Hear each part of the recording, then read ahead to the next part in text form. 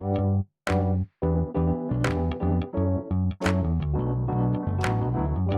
by Riverside.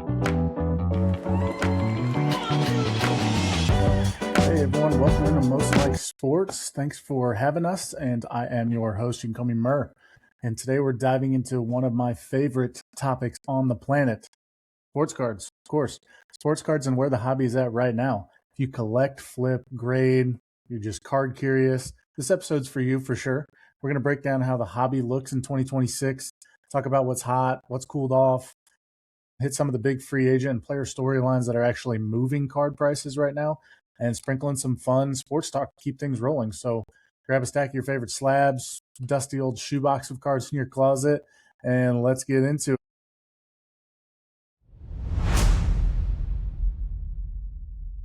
All right, so start with a big picture here. Look at the hobby. So right now we know the sports card market, not, not really interesting. It's in a really interesting spot, but it's less wild than the boom years.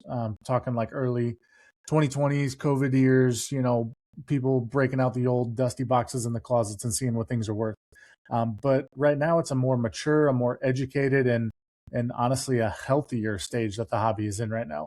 Cards have shifted from nostalgia, side hustling to a legit hybrid of fandom and alternative investing, kind of like a crossover between like art and memorabilia and financial assets, if you will. So one of the biggest changes is that the collectors today are way more intentional. People aren't just ripping wax blindly anymore. They're researching pop reports, checking recent sales, and thinking about things like scarcity, player legacy, eye appeal before they spend, high grade rookie cards, low number parallels, on auto cards, iconic inserts that are still kind of collectors' chases, if you will. So people have stacks and stacks of these things now. I mean, anywhere from just your basic sets getting new in the hobby to parallels and inserts, and some of your more high end collectors, those chase cards, those grails, if you will, those autos, those short prints, those LeBron rookie cards, things like that. Another trend right now in 2026, the hobby is more mainstream than ever. Social media, live streams, and athlete backed brands brought in a whole new wave of collectors over the last few years. Like, I know Dwight Howard's getting big in on it, and for these former athletes and current athletes that are just creating stacks and stacks of sports cards, as well as Mr. Wonderful himself from Shark Tank. Just everybody getting in on the collection. And again, it's bigger than ever. And that momentum hasn't stopped. You've got millennial collectors coming back with actual disposable income, chasing their 90s childhood, early 2000s heroes, and the younger crowd discovering the hobby is mostly doing so through live breaks on platforms like TikTok and whatnot, and real-time buying on e-commerce websites, including those live streamed through Facebook, Instagram, TikTok again, X, all kinds of things. So just a whole new element to the sports card industry. And on the product side, there's a big shift in who controls the licenses. Right now, Fanatics has already taken over the exclusive basketball license, bringing those Topps branded cards back, and especially those NBA hoops and NBA cards from, over a decade, a break there. So bringing those back to the market for the first time since 2009. And they're set to grab exclusive football rights as well, meaning more Topps Chrome basketball and football products, more coordinated marketing, and probably steady stream of new inserts and chase cards, as well as other sports. It's not just these mainstreams. There's now all kinds of new, like the Frozen Fractors and things for Topps Chrome tennis, and just all the sports across the board in a really, really good spot right now. What's especially interesting is how vintage is behaving. Veteran voices in the hobby still say vintage outsells modern long term, and we're seeing even low grade vintage gaining traction because collectors want historically important cards. And if you think corners are soft or centering's off, there's going to be that variation. And do you grade them if you find them in a wax pack from a long time ago? Do you just sell them raw and see what the market value is for them raw? Think of those as kind of like those entry level blue chips, kind of for key vintage cards. The trend over time has looked a lot like real estate. Slow pullbacks happen, but the long term chart generally points up. Meanwhile, modern is kind of at an all time attention peak again, like I alluded to with Fanatics pushing marketing, breaks, new releases, demand for modern products, huge, sometimes even outpacing supply. New gimmicks, innovations, debut patches, especially in like the MLB kind of started that trend, and now like the special patch LeBron is wearing for the rest of the season, commemorating his grandfather's legacy in the NBA. And then those creative inserts, those they keep collectors fresh and keep more jumping in and chasing those next big rookies. Like we're in a big Cooper Flag boom right now. So the same happened kind of when Zion came into the league as a rookie, and obviously everyone's still going after Wembanyama rookies for the NBA, especially. So I think that's a exclusive specialty for the NBA to get those rookies, and then let alone probably NFL next and some MLB debut patches as well. But taking all that, bundling it together, if you take a step back, you zoom out, the narrative for 2026 is this: the hobby has cooled from the speculative frenzy, but it hasn't crashed. Instead, it's matured. Prices are more rational. Collectors are more informed. The ecosystem feels a little more stable and sustainable, if you will. So that's the market check-in. Smart buyers, strong brands, long-term trend that still looks pretty solid. But now we'll talk players next, because after all, for this, it's athletes that are driving the hype here.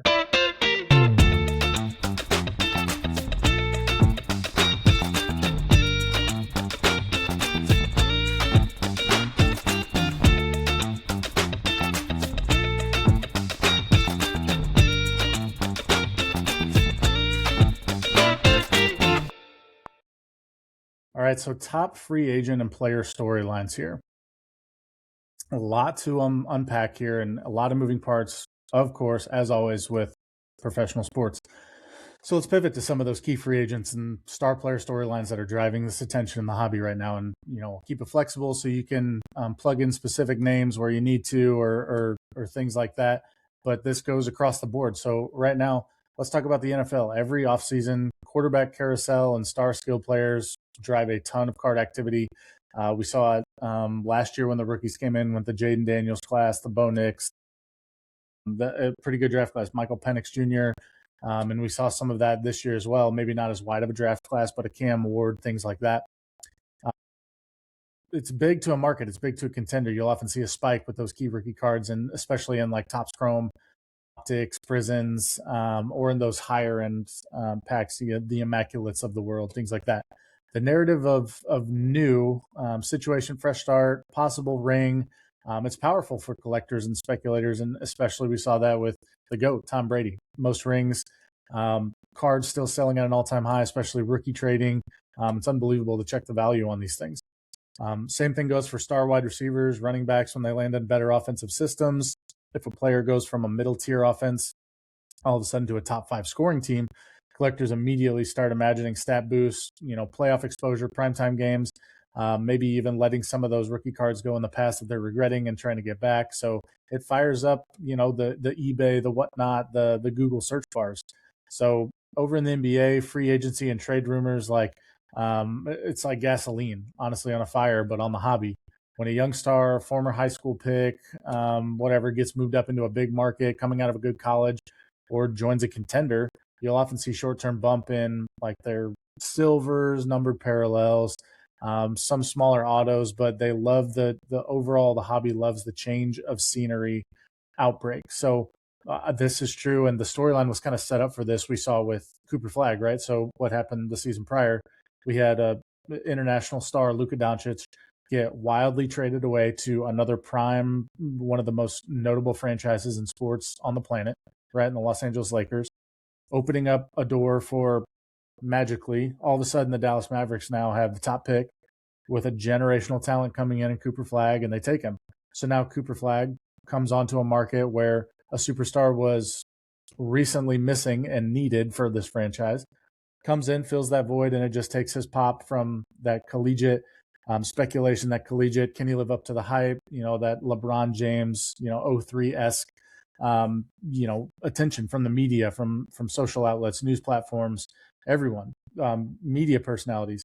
And now he goes not only and fills that void that a team needed a superstar, plus a little more hype because of one just left, and now he has to match that expectation of Luka and that output. So again, they love those kinds of stories, and the hobby, it follows suit. So on the flip side, if a hype star keeps getting injured or they don't perform in the playoffs, you can almost feel that market, just kind of the air coming out of the balloon a little bit. You know what I mean? So I would say I would attribute one of the biggest, two of the biggest players that I can think of in that regard are Joel Embiid and Anthony Davis, both big men in the NBA, constantly hurt, not playing for half seasons, but still getting paid millions and millions of dollars. So hey, I'd sit on a bench too if I didn't feel like my knee was 100%. I guess there's a little bit of give and take in both sides of that fence, but just another example of kind of how the market can crash, again, depending on the player performance.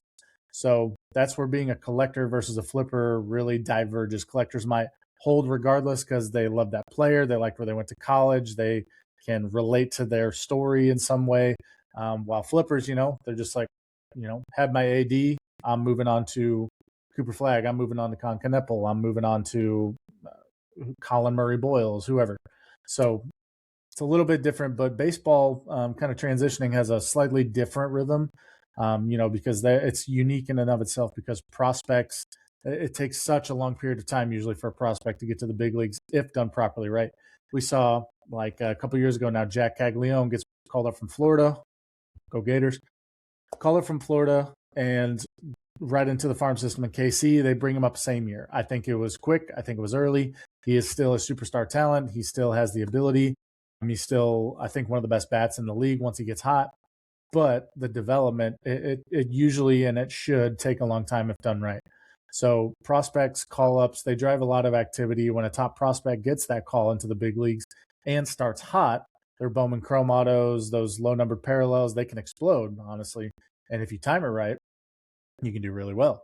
If not, you become the proud owner of an expensive, what could have been PC card, if that's what you're about, if you don't get those flips in quick.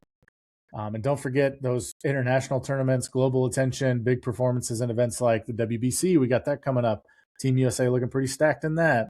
International basketball tournaments. Right now we got Winter Olympics, and we have a lot of NHL players playing in the Winter Olympics.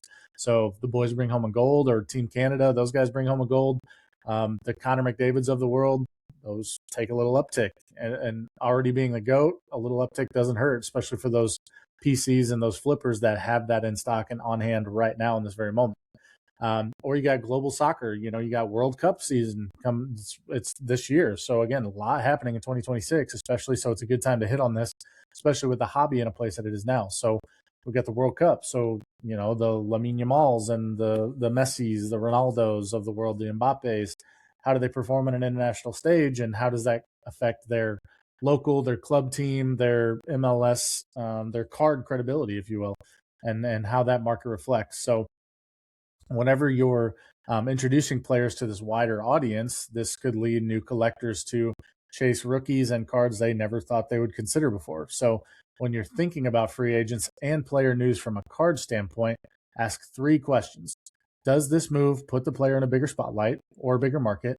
Did it put them on a team that actually wins, or at least scores a lot, gets a lot of credibility, and they're fun and entertaining to watch? Or does this storyline change how people will remember this player if they get a ring or a trophy or an MVP, some kind of an award? If the answer is yes to one or more of those, chances are there's at least a short-term card opportunity there. So I think it's worth something investigating and kind of taking a real deep dive. It's not, oh man, LeBron's a great player, let me just go after him. How's LeBron doing right now? How are his cards doing right now? Granted, his cards are doing fine, kind of a double entendre there, but someone like, I don't know, like Cooper Flag or we'll do Con Kneppel right now. Yeah, rookie right now, number 2 on the rookie chase right now, quickest NBA player to whatever mark it was in 3-pointers. So yeah, he's performing really well. So I think that might be an opportunity to just keep your brain turning there and follow those structures and player storylines. And it might be a good opportunity to do some flips. But we're going to transition into a little sports and cards filler and have a little fun with it here. So we'll take a quick break. Powered by Riverside FM. All right. So shifting gears now, doing something a bit creative here. Almost think of it like an experiment. So imagine this, right? So you can go back in time to any sports season in history with the knowledge you have today, but you can only bring back one sealed case and one single card from that era. What are you grabbing? Now, maybe you're going straight to basketball and you're scooping up that 86, 87 Fleer, hunting for multiple rookies, looking for Jordan, things like that. Or you're jumping into the 90s, grabbing those insert heavy basketball sets with the die cut introduction, the low prints, serial number grails that we're looking at today that are being passed around the market. Maybe in football, you're targeting like a QB class of Tom Brady. Maybe you're going back to the days of the Starballs, the Joe Montanas, the Emmett Smiths of the world, and looking for those all-time legends, or you're locking in a case of their flagship Chrome product. Maybe in baseball, you're looking for a Bowman Chrome prospect. Maybe you're looking for those Mike Trout rookies, those Shohei Otanis, which, again, pretty recent memory, but if you could go back to any time, you don't have to go back too far to find a player of that caliber. Maybe you go way back and grab that Honus Wagner or that Babe Ruth. You know what I mean?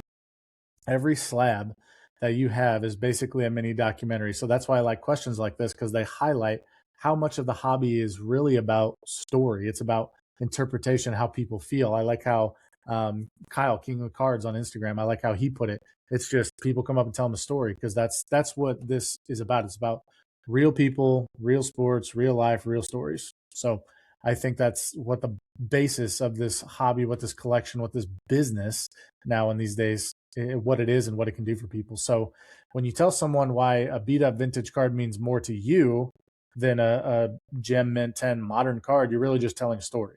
So here's another fun angle. Let's do, if you had to build a starting lineup using only cards in your collection, not by position, not by the specific sport, but by how much each card means to you, what would it look like? Maybe your biggest lineup includes one of your biggest wins financially. Maybe it was that one of one Papadasha Cooper flag that was recently pulled on Instagram. What if one was about a huge day in your life? You had a great day. Who knows? There's all kinds of stories out there. Wedding days, birthdays.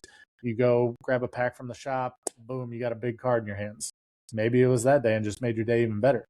Maybe it was a card you pulled yourself just on a whim on a random day, and you're just like, wow, this turned into a fantastic story. Or maybe it's a card that's not valuable. Maybe it's a card that your college team won a national championship, and some of these players are never going to be heard from again in the professional sports world. So maybe it's something that you take home there, and you just keep to remember that championship by.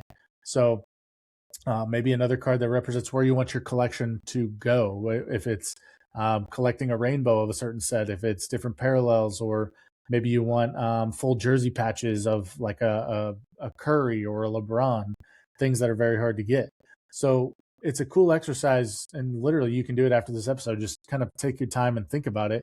Just lay 5 cards on your desk. Ask yourself why they made the cut, why you think it less about comps for a minute and more about the personal side of collecting.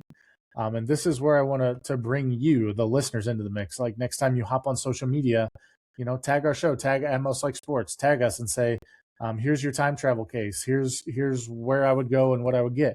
Here's a single card. Here's this exactly why. Here's my story behind it. Let us know. Send us an inbox. We'd love to hear it, because that's really what the hobby's about. On a picture of your 5-card personal, or your starting lineup, if you will, I might read some of those on future episodes and just say, hey, this is what so-and-so is thinking. I think it's a great story. I think it's a great connection. Hopefully someone can learn something from this or take something away from this in a positive way for the hobby. So that'd be a cool little exercise to explore. So just think about that, and think about just connecting. We want to connect with you, and we want to obviously grow our brand and the awareness of the overall hobby as well. So if that comes to mind, let us know, and we'd love to partner with you and tell your story a little bit.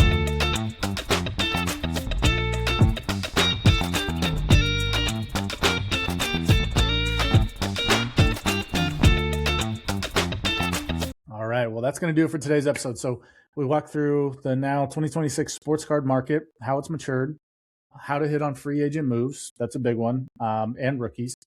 Player narratives affect card prices. Had some fun with the hobby. Did a couple experiments. Let us know. Tag us at Most Like Sports, Facebook and Instagram. We'll post this on our YouTube. We'll post this on our Spotify podcast channels. But everything Most Like Sports across the board. So leave us a quick review, subscribe. There's going to be plenty more of this coming out. We might even do some live polls and breaks, not only on podcasts, but on our Whatnot streams and things like that. Feel free to check us out and make sure you come visit us at our live shows as well. We do have a announcement coming soon, hopefully another big show in the area with over 350 vendors. So we'll keep you posted on that. And again, share the episode with a fellow collector who's always talking comps, pop reports, things like that. If you want to keep the conversation going, get them a little invested. Again, these are all personal preferences and topics, so I'm open to conversation, but hit me up with your social handles and show me your 5-card lineups, and we'll chat with you all soon. I appreciate it. Thanks, everyone. Powered by Riverside FM.